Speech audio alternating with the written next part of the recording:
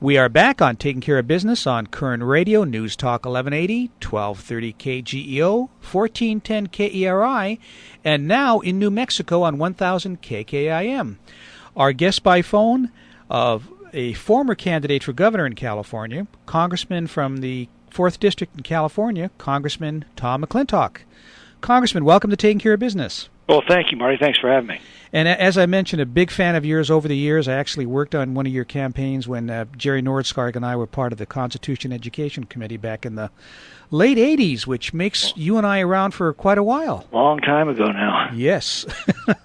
Well, we've only got you for a little bit of time, and I wanted to talk to you, first of all, about an article I saw in Facebook that you had written that I thought was pretty interesting. And you know, we're all wondering what direction the Republican Party is going to take now that the election is over. But you made a comment about us not really embracing the Ron Paul people into the party. It wasn't just that. It was the systematic ejection of Ron Paul and his followers, the Tea Party and their followers. You don't build a majority that way. Mm-hmm. And unfortunately, all of those folks that tell the Republicans we need a bigger tent were quite gleeful in kicking out all of those groups. And it showed 3 million Republicans didn't show up at the polls. And I think that was one of the reasons. So, do you think it's the conservative wing of the party that is being excluded and didn't show up at the polls? Well, you've always had a contingent within the Republican Party who believe that the only problem is that we're not more like the Democrats. And as Phil Gramm once warned, why would anybody want to vote for a fake Democrat when they can have a real one? The central principle of the Republican Party since its inception can be summed up in a single word: freedom. The closer we have hewn to that principle, the better we have done in election after election. And the farther we have drifted from that principle, the worse we've done. And that was the essential point of the speech. And that, by the way, was the core of Ronald Reagan's advice, when we took the terrible drubbing in 1976, when he urged Republicans to paint our positions in bold colors and not hide them in pale pastels. We took that advice, and 4 years later, we had the Reagan Revolution. Well, and by the way, we followed that advice in 2010, just 2 years ago, and produced one of the most stunning congressional elections in American history, a net shift of 62 U.S. House seats, 6 U.S. Senate seats, 19 state legislatures, 6 governors, more than 700 state legislative seats across the country, net shift from Democrat to Republican in that single election because we stood firmly on those principles and we were inclusive. And when we strayed from that in 2012, despite an election that should have been one of the most decisive in American history, we had a setback. Well, and it begs the question, why? Why did we turn from what worked in 2010 to what was a miserable failure in 2012? I don't know, but we do have these consolations. First, the same voters that elected Barack Obama also elected the second biggest House Republican majority since World War II. Secondly, the same voters who reelected Barack Obama, according to all of the exit polls, agreed with us on every major issue, from taxes to the size of government to Obamacare, you name it. And third, the American people are about to get a college-level course in Obamonomics. And I think that at the end of that course, they are going to be a lot sadder and a hell of a lot wiser. Okay, but here's the catch here. If the Republican Party isn't smart enough to embrace the conservative message, and they tend to go the other way just so they can, kind of make good with President Obama, then we're going to lose, because we're going to be, like you say, we're going to be Democrat-like. Well, that is certainly the consistent lesson that we should have learned by now from past elections.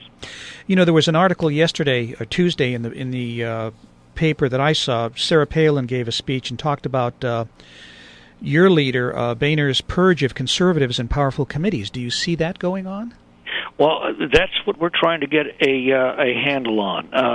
There were 4 Republican House members who were taken off of committees on which they had served with distinction, and 3 of those 4 were conservatives. One was, I guess you'd call a moderate. Mm-hmm. What's the message there? We don't know, because unfortunately these decisions are made behind closed doors among a steering committee of 35 House members who are elected by their colleagues for that purpose. So we just, in fact, had a meeting just a little while ago on that subject, and are trying to get to the bottom of it. We just don't know all the facts. Certainly the surface indications are disquieting. However, I do also have to say that we had a number of conservative Republicans who received all of their committee requests. So, was this ideological? We're trying to get to the bottom of that. Our guest by phone, Congressman Tom McClintock. Congressman, the scary thing, assuming this is what's going on, is you would look at this and think, well, is it because of their conservative fiscal policies? Are we looking at maybe the Republicans caving a little bit and going along with President Obama's requests so we don't fall off this fiscal cliff? Well, that's obviously an important question. There are 2 parts of the fiscal cliff. One is the cuts that are scheduled to go into effect on January 1st. It's called the sequester. It's the result of legislation that was passed last year as part of the debt deal. I oppose that deal in part because the cuts were wholly inadequate to preserve the AAA credit rating of the United States government. Standard & Poor's warned us repeatedly that we needed to trim the deficit by at least $4 trillion over the next 4 years. They trimmed it by $1.2 trillion. Wow. That said, though, that sequester is now the only serious tool that we have to begin reining in spending, and that must be defended. The good news is those cuts will take effect on January the 1st unless they are stopped by an act of Congress signed by the President. Those cuts are hardly draconian. We have had an 82% increase in federal spending over the last decade. These cuts reduce the federal budget by at most about 0.25%. And by the way, then after that it starts going back up again. So hardly draconian. Now, the taxes could crush the economy. It's a 16% increase in revenues. Wow. That is huge. And that's the matter that's being debated right now. And unfortunately, those tax increases also go into effect immediately unless there is an agreement between the Congress, the House and the Senate, and the President.